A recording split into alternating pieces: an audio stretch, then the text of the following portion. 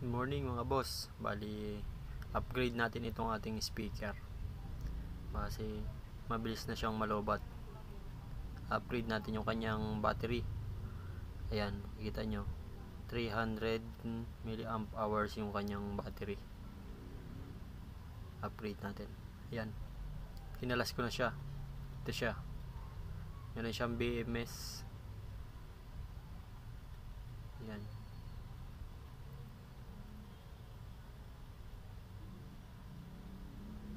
Then ipapalit natin ito. Ito yung ginawa natin.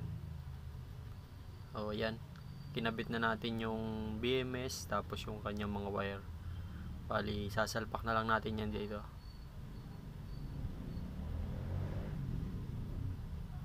Ayan. Kinabit ko na. So subukan natin.